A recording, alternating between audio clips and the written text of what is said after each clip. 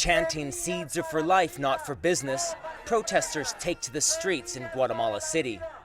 The groups are demanding the government retract a law that they believe will open the door to the privatization of seeds.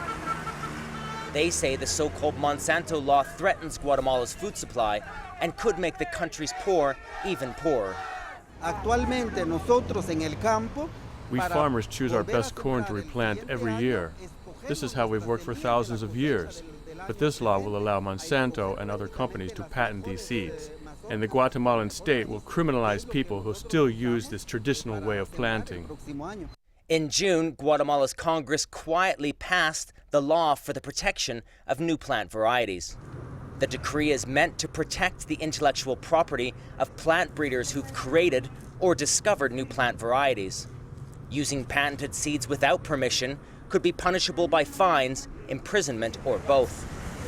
Analysts say some local seed producers are in favor of the law. They see this as a positive thing because all the research and development they do will be protected afterwards from big Syngenta and big Monsanto companies that just come in and take those innovations and patent them themselves. So those people look at this law as a good thing. But innovation has been going on long before the law was passed.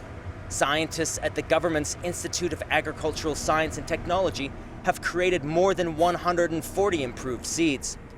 Many are given to farmers free of charge and can be reused. None are patented.